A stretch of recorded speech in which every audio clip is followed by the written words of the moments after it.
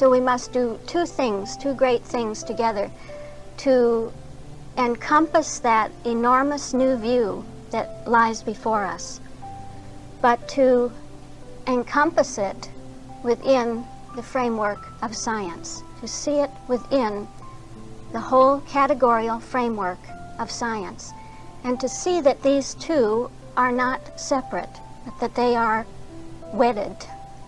The bigness of the idea, the newness of the idea, the greatness of it is one with the structure of science, the structure of being itself.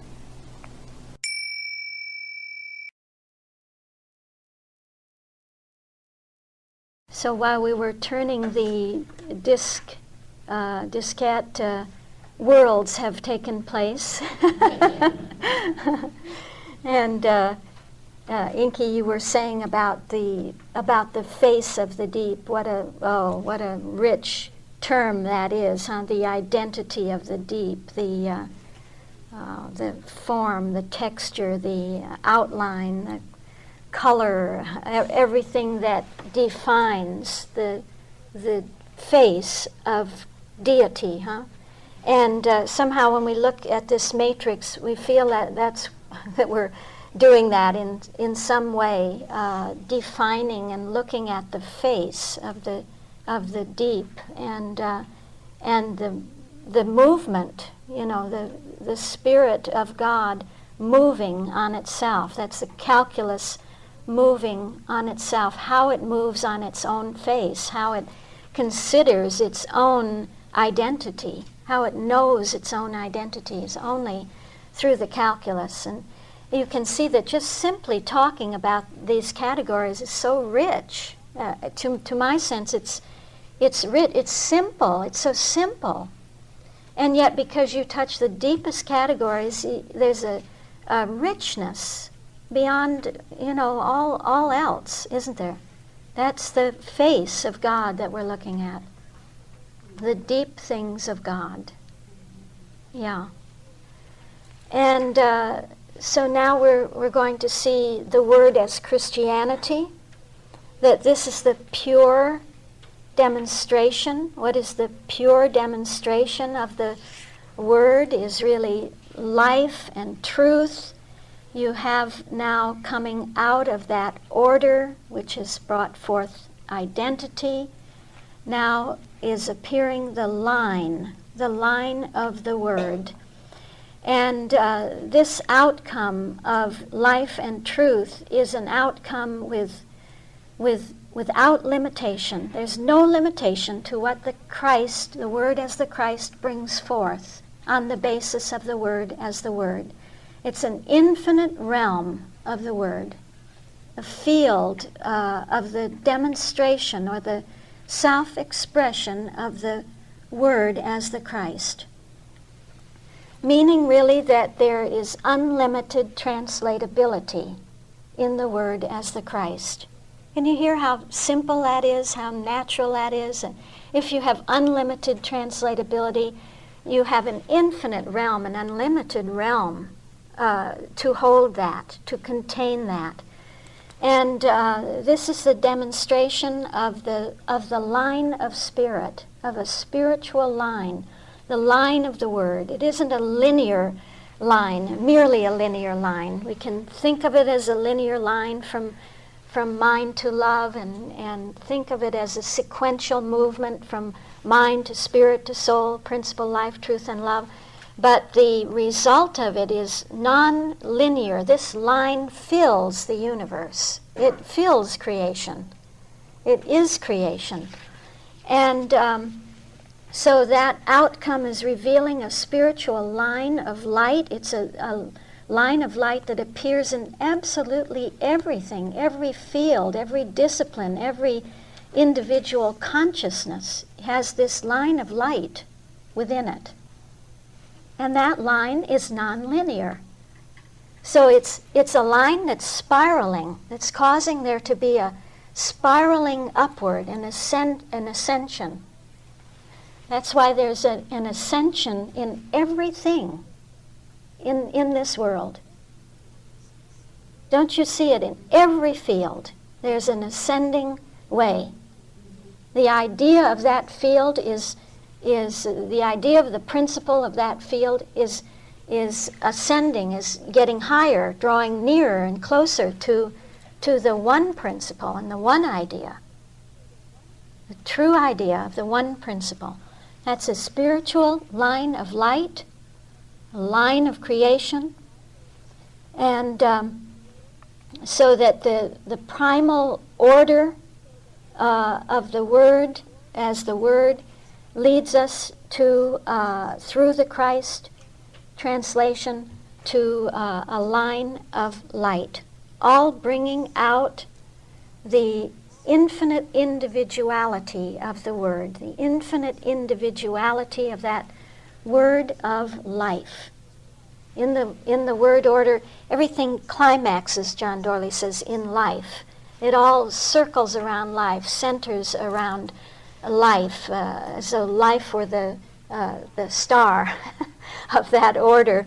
And that comes out in many different ways, too many to mention at this class. But what that infinite individuality of life then is bringing forth is the truth about everything, you see. It's the truth about everything. And so the context is truth. Truth shows us the wholeness, that the demonstration is a demonstration of a pure demonstration of wholeness, of the holism of truth. This is the Word as Christianity. And then the Word as science brings us to omnipotence and to God being. And there we see that the climax of that order, the crux of it, the main issue of it, is to bring everything to the point of its beingness as life, truth, and love. Everything being resolved back into isness. That's what the God being does. It's brought back to its beingness in God, to its essential nature. The essential nature of that word order is life, truth, and love. So you see, when you go higher to the level of absolute Christian Science, you see really life, truth, and love in the Word, in absolute Christian Science, wants to bring forth what? Life, truth, and love. Huh? Life, truth, and love wants to bring itself forth. Life, truth, and love. It wants to bring that God beingness forth. And that's the essence of the creative order then. That science in the Word, bringing forth the omnipotence of the Word. And omnipotence meaning all power, all powerful. And the meaning of Elohim, really, is the Almighty or Almighty God, meaning the all-powerful Creator. So life, truth, and love is the Elohim. Life, truth, and love bringing forth the omnipotence of life, truth, and love. Yeah? If it weren't for the matrix and if it weren't for the nonlinear quality of going from line to left, would the synonyms be stuck in a state of equilibrium like what you're talking about? Right? I think so, yes. Yes, they wouldn't be dynamic. They wouldn't go anywhere, wouldn't be continually, perpetually moving, dynamically moving. Yeah. Moving on the face of the deep. Yes, yes, exactly. Yeah. All right, well, we'll take our break there, and then we will see how these four aspects of the Word, when translated to a Genesis sense, take on a unique meaning in terms of the first record of creation. Okay? Here we go. So we've been looking at the Dorley matrix, and we said that we wanted to take that word vertical now and see in which way it translates itself when we consider it in respect to a Genesis sense, when it's adapted to the days of creation sense, a creative sense. And that's how we make the transition now from the Dorley matrix in your illustrated material to the days of creation layout, the 29 subtone layout. So that what we're looking at here is again the word order. It's again the 4 within the word. And we see that we do not have, as we have said before, 49 subtones, but 29 subtones. And we have our breaks coming in at various points along the way. And these points along the way are not just at random, but they are exact, they are precise. And we will see that and feel that as we go through the text together, the preciseness of them. So when we look at the word as the word, we saw that we had God's own self-declaration of himself in the Dorley matrix. And when that self-declaration is adapted, when the sense of a creative basis is adapted to the creative sense of Genesis, what do we have? We have really what we can call primal creativity. So the creative basis of the that we saw in the Dorley matrix becomes primal creativity. We have the primal creative elements being given to us. Doesn't that make sense? As though the word would say, now I can adapt myself to a creative act, to a creative activity. And I can show you that there is something at the root of every creative act, every generative act, and that the very first thing that you must have are the right creative elements for primal creativity.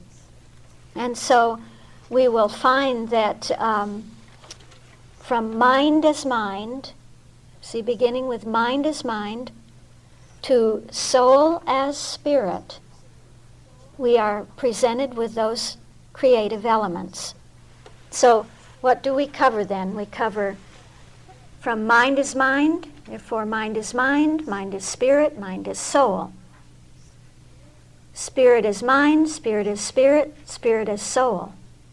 Soul is mind, soul as spirit will constitute the elements of primal creativity.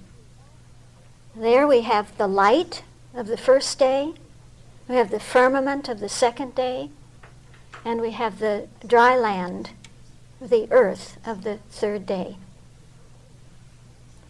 So you have the light of the first day, you have the heaven or the firmament of the second day, you have the dry land or the earth of the third day. After that, nothing else is added as a primal creative element. Think of that.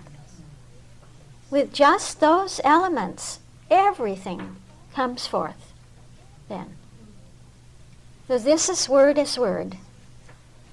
Then we move on to the Christ, the word as the Christ. We saw in the Dorley matrix that we were dealing with the Christ selfhood within the word order. It was identity at that point, whereas in the word as the word, it was the order of the word as the word, now the identity. Now when that is adapted to a days of creation sense or standpoint, a sense of there being an unfolding, something coming forth something being generated into being. It's really the I am becoming, isn't it? The becomingness of the I am. How the I am becomes what it is within our consciousness. What do we have then? That we see that there is the abundant translation. The Christ selfhood becomes, for a creative standpoint, the abundant translation. The abundant translation of what? The abundant translation of those primal creative elements. So the Word as the Christ always refers back to the Word as the Word. It says, what is it that I, the Christ, can translate abundantly? It's the Word as the Word. It's the creative elements of the Word as the Word. And so there is a Christ within those creative elements, meaning that the seed is within itself, that those elements have the seed within itself. The seed within itself, meaning what? That they are able to reproduce themselves without limit. You hear soul? Huh? Can you hear soul? The seed within itself, this is soul. The ability to reproduce itself, this is soul. To show forth the identity as never being lost, this is soul. And so that break of the Word as the Christ begins with soul as soul. It's the essence of soul, soul as soul.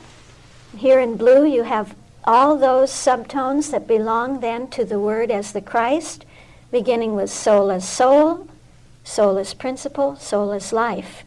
And then the whole of the principle tone, the whole of the fourth day belongs to the Word as the Christ. Principle is mind, principle is spirit, principle is soul, principle is principle, principle is life. And then the fifth day of creation, life as mind to life as spirit. And then the break comes in again.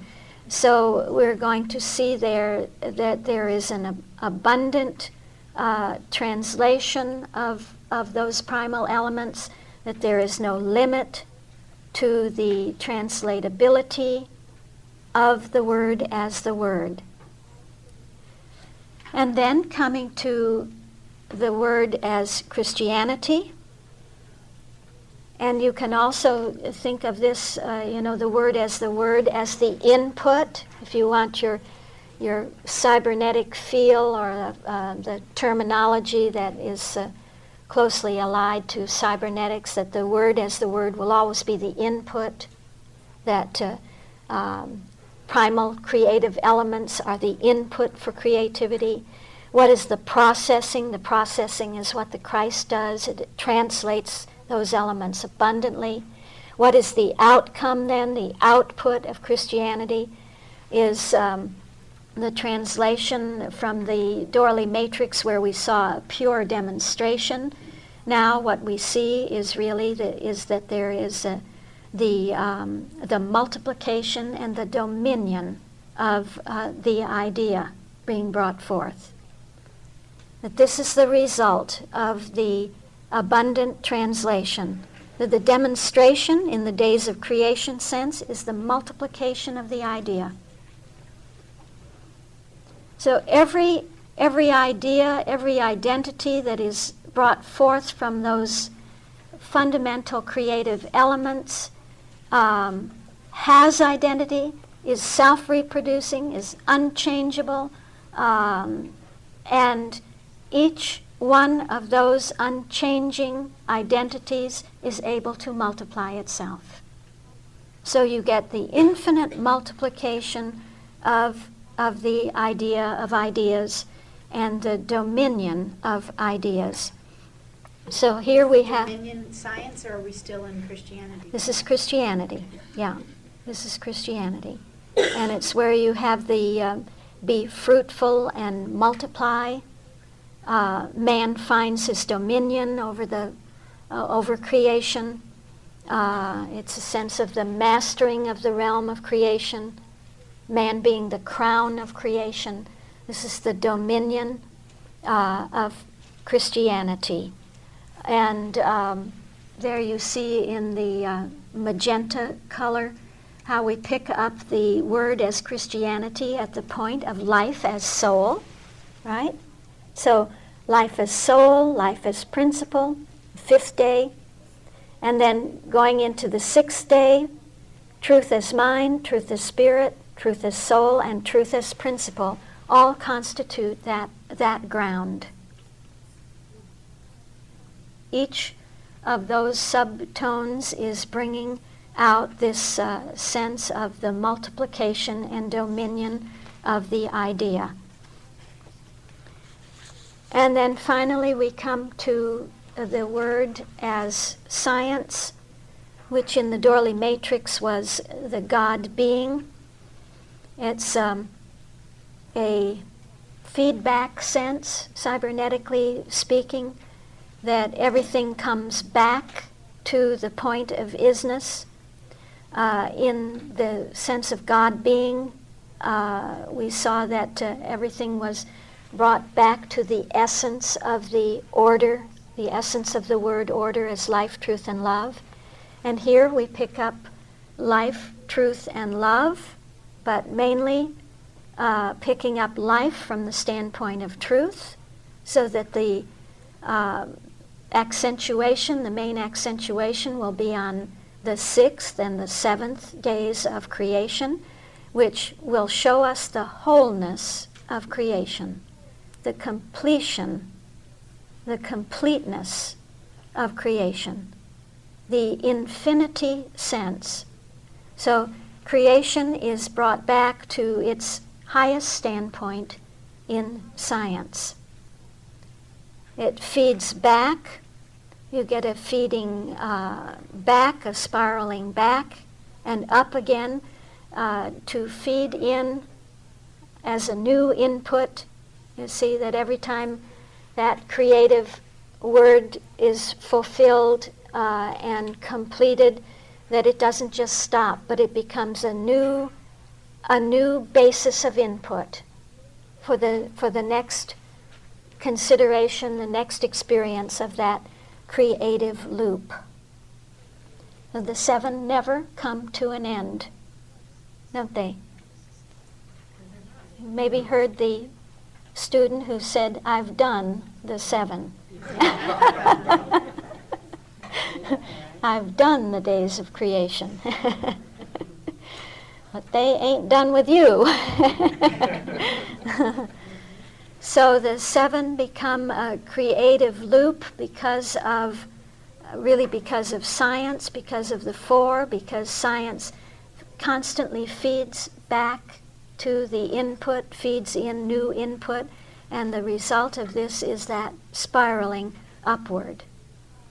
So that the standpoint of the word as science, which we see is coming out at the point of truth is life, truth is truth, and truth is love.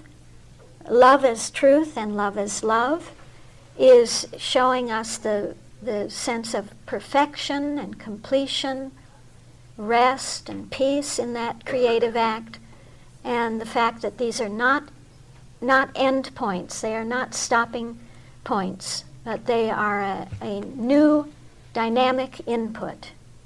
They become a new input for us, a new creative basis, and so the non-linear dynamic of our own progress and our own evolution goes on and on and on. Yes. Can you feel the correlation between the Dorley matrix and the values of the four in the Word in the days of creation? We will go over them many, many times again in different ways, and I will keep pointing them out to you as we go on. I love the sense that life, truth, and love is impelling that. That life, truth, and love isn't just impelling the 7, but it's impelling the 4. As though life, truth, and love would say, I, life, impel myself as the primal creativity, as the primal creative elements, as the right creative elements, not just any old elements, and maybe they'll work and maybe they won't work, and maybe they are pure and maybe they're not pure, but they are the right elements. They have the logic of truth within them. Think of that. Life, truth, and love impelling those creative elements to be filled with the logic of truth and coined with the perfection of love. They are the perfect elements. They have the fulfillment within them, destined within them. That I, life, truth, and love, am impelling the Word as the Christ, impelling the abundant translation of these creative elements, impelling there to be a translation, impelling the Christ to translate those elements in the right way, in the ideal way. See that every translation is ideal, that every translation is right, that every translation belongs to the wholeness of creation, that every translation is stamped with fulfillment, with perfection, and with completeness. And that I, life, truth, and love, am impelling really the multiplication and the dominion of the idea that is being brought forth. The multiplication and dominion of all ideas, as all ideas bring out the idea of creation. That multiplication is a right multiplication, that it is a taking place according to the logic of truth. I just love that sense of the logic of truth. And that there is infinite multiplication. That within myself, I, life, truth, and love, am impelling the multiplication and dominion of creation in its perfection, in its fulfillment, and in its consummation. And the Word as science, that I, life, truth, and love, really impelling being, really impelling the wholeness of being, the completeness of being, the infinity of that creation in all its logicity and fulfillment, in all its idealness and perfection. And so life, truth, and love is impelling the calculus to be the dynamic behind those 7 days of creation. Well, we would see that there is also a dynamic in the second record of creation. That there too is the Word operating in 4 aspects. There is the law of life, truth, and love impelling that there be a clear statement of what are not the primal creative elements, what the primal creative elements are not. Let's see. So you would have in the first aspect that mortal mind, right, the human mind, material thinking, ignorance, the sense of duality, of mixing opposites, mixing spirit and matter, not separating properly, and of the sense of the corporeal aspect, the corporeal senses, that these are not the primal elements of creativity. This is what doesn't work. See? This is what doesn't work. They are the primal elements of a false creative sense, a false sense of creation. And so the word as the word there, when we come to that second record, will show us the false sense of creative ability, a false sense of creativity. It's a false sense of God and man at the beginning, a man with physical senses, believing that we are put into the physical body. The tree of the knowledge of good and evil comes in. All of this constitutes a false basis, a false creative basis with the wrong primal elements. The primal elements for really taking, in a way, they're right. They're the right elements. They're the right elements for taking us right out of the mortal concept. They hold within themselves the seeds of the self-destruction of the mortal concept. So in that way, we could see that they are exactly right. They are ideal for the demise of the mortal concept, aren't they? Yeah. And then when you come to the word as the Christ, what did we have in the first record? We had the seed within itself, where we saw that the primal creative elements are self-reproducing, able to reproduce themselves without limitation, without end, therefore to bring forth the immortality of the idea, having everything within itself, needing nothing else, nothing from outside. Everything is within, that terrific sense of soul, that infinite withinness of soul, translated to creativity as the seed within itself. What do we find in the second record? The word as the Christ shows us that man, mortal man, has no saving power within himself. And so it's that point in the story where man associates himself and identifies himself with everything that's outside of himself, beginning with the animal qualities. He identifies all of the animal qualities. He names all of the animal qualities and identifies with them.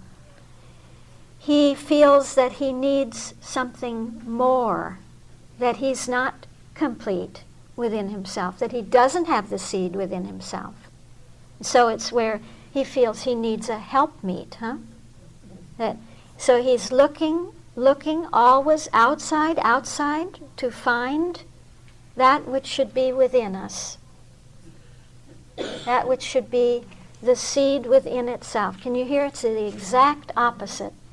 Whenever we're looking outside, looking for someone or something or some possession to have that will make us feel completed, make us feel whole.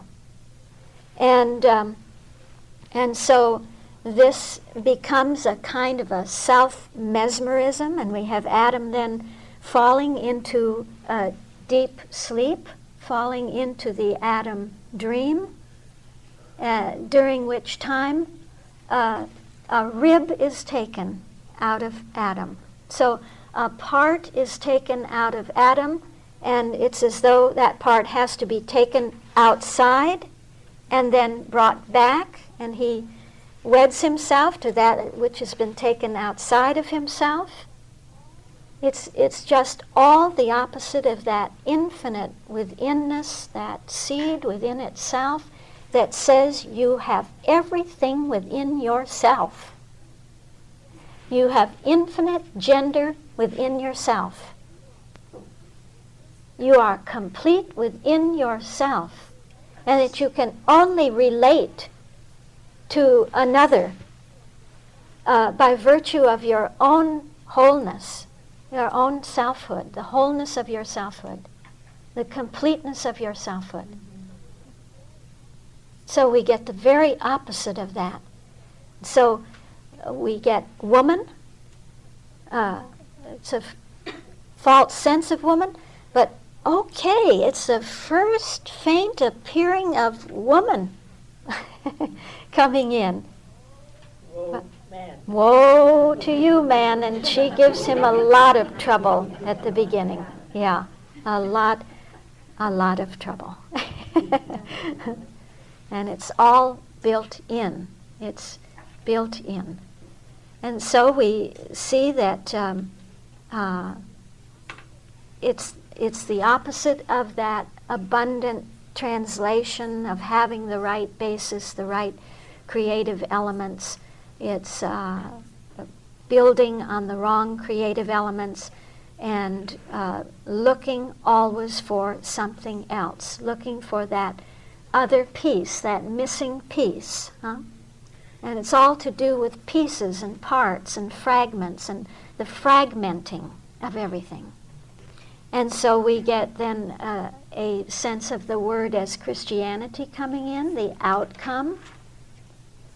What did we have as the outcome? We had the multiplication of the idea, the dominion of the idea in the first record of creation.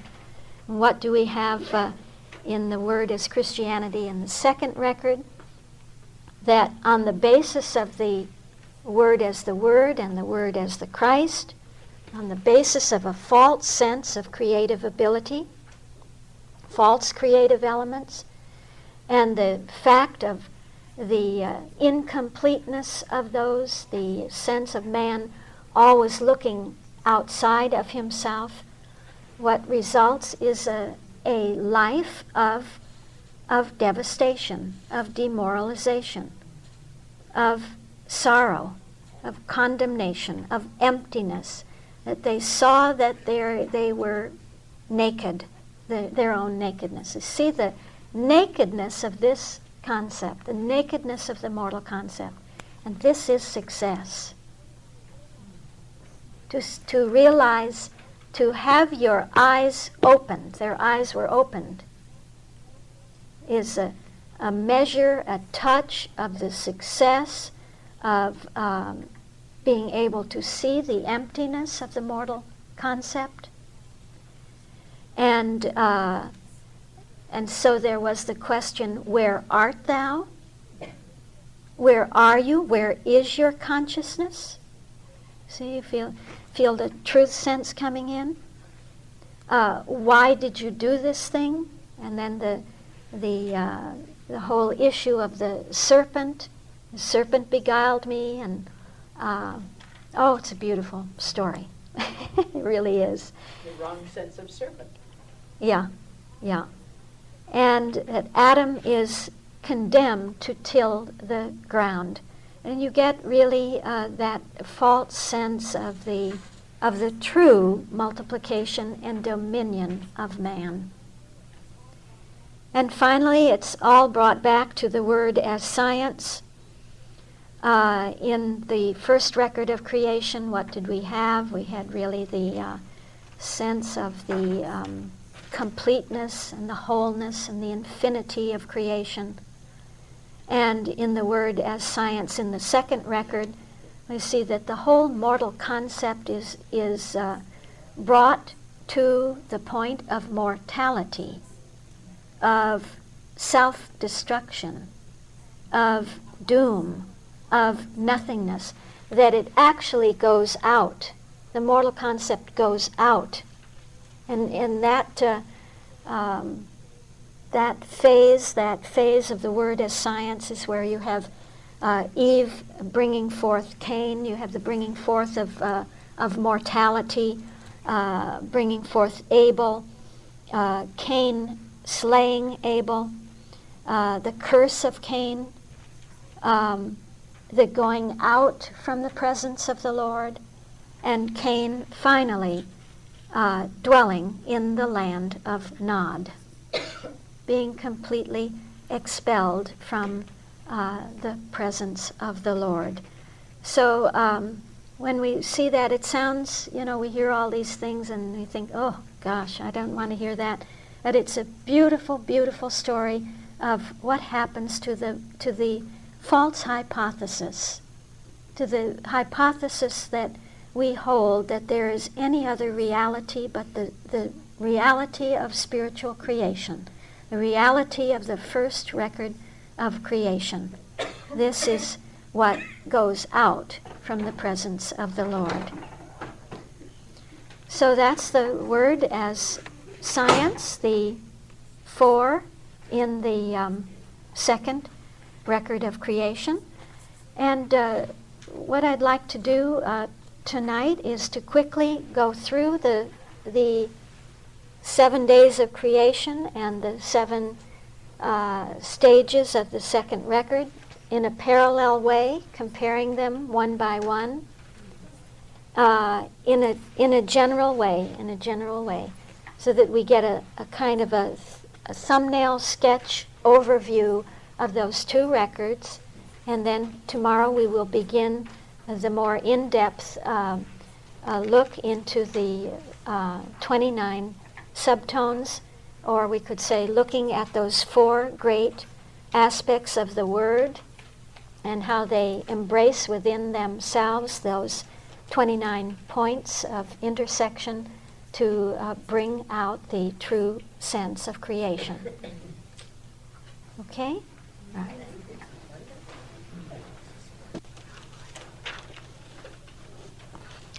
Well, we just want to meet for about an hour or more or less, and to have a quick overview of those 2 records of creation before we launch in the morning into a more in-depth study of those 2 records and investigation of them. And I just wanted to say 1 or 2 things before we start that, and those 1 or 2 things have to do with the form that is called a myth. You know that we are really looking at 2 myths. We're looking, whether you consider the first 1,000-year period to embrace the first record of creation and the second record of creation, or you consider the first record of creation as a seed plot then, which is developed through the 1,000-year periods, that both the first record and the second record are in the form of a myth, as though mind would have raised up a form of mind. Why is the myth a mind form? Would you know? First of all, what is a myth? Does a myth mean it's a lie, what we're looking at? It does. It means a lie. Huh? Good, I'm glad you said that. What did you say? I got a Yes. bite. I got Always someone to one sucker bite. to be proud of. It's a story that talks about origin. Yes, yes. All right. A myth may not always talk about origins. A myth can talk about something else, but these happen to be origin myths, creation myths. MYTH. MYTH, yes. I think so often in Christian Science that with Christian scientists that they feel that the term myth means that something is a lie, and Mrs. Eddy certainly uses the term in that way in the textbook, but not exclusively does it mean that it is a lie, because the first record of creation is a myth. And it is a creation myth, too, as we know, and so we have to be careful not to put down this form, but to understand it, to learn to appreciate it, to love it. A myth is really a very scientific form. It is written in such a way as to contain an extreme high amount of information. Great, vast amounts of information. And I wanted to read to you from Peake's Bible commentary, the meaning and function of myth. In common usage, to say that something is a myth or mythical implies that it is not true. And people often feel and say that the Bible contains myths and contains, therefore, what is not true. But such an attitude is based on a mistaken idea of the true nature of myth, and also on a mistaken idea of what the Hebrew writer had in mind when he made use of myths. Myth is not history. It is not a record of events which happened in a particular place and at a particular date. A myth can and often does represent a kind of truth which cannot be expressed in historical categories. So, a myth contains high degrees of information. Why? Because it is symbolic. It's symbolic. It reduces information to its essence. It condenses the truth that it wants to convey so that the information is concentrated. Its symbols stand for values. There you are, our values. And every culture, it seems, had creation myths, had what they call cosmogonic myths, myths about the creation of the cosmos, how the universe was created. But only the Hebrews, only those Hebrew writers, the prophets, those prophets that were in captivity in Babylon in the 4,000-year period, are the actual writers of the first record of creation. And the editors, of course, would have to do with the placement of the various documents and the myths, putting the two myths together and placing them where they are and so forth.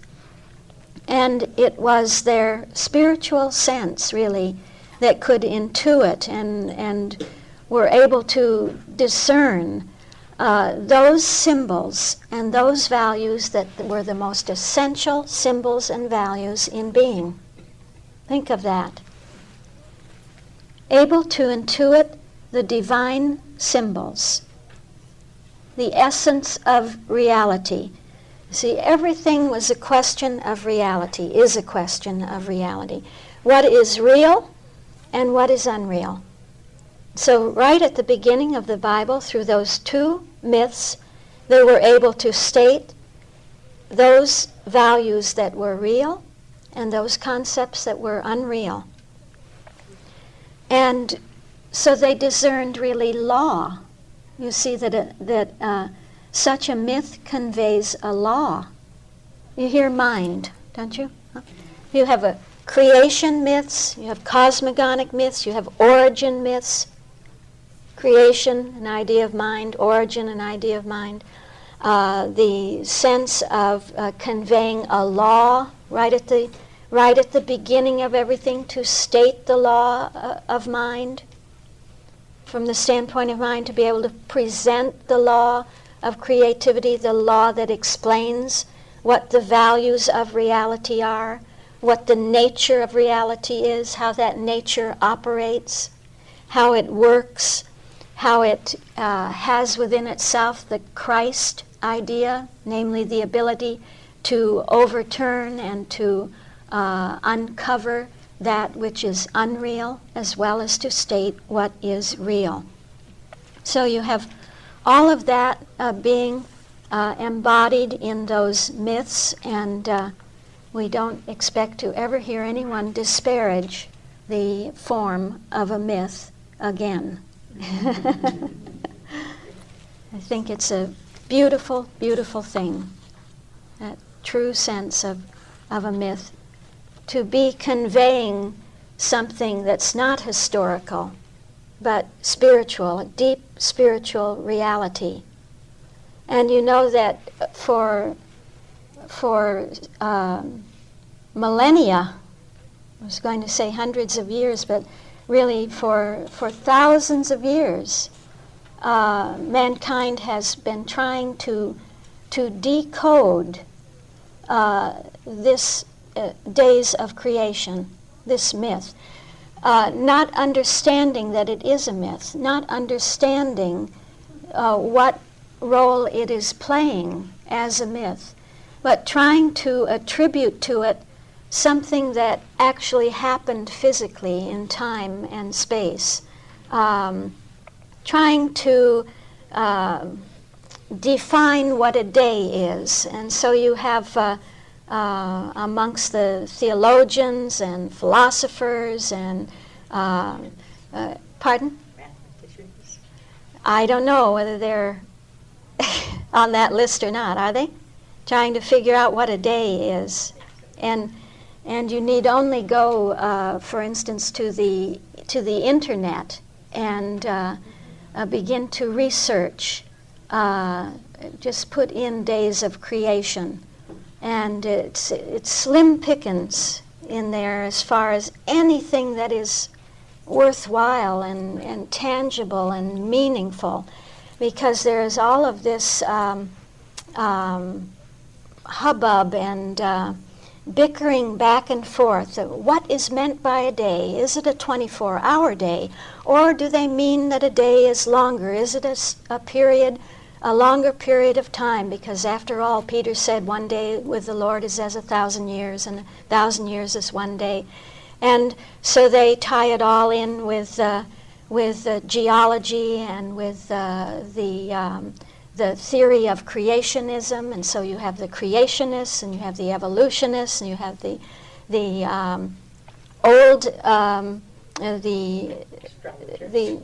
you have the young Earth advocates, and you have the old Earth advocates, and it's all centering and circling around this question: what is a day?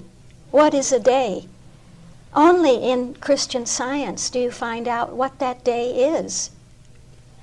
Only in Christian Science do you find out what these days of creation are, and that they are infinitely bigger, infinitely more profound than any human hypothesis about them, any human concept about them.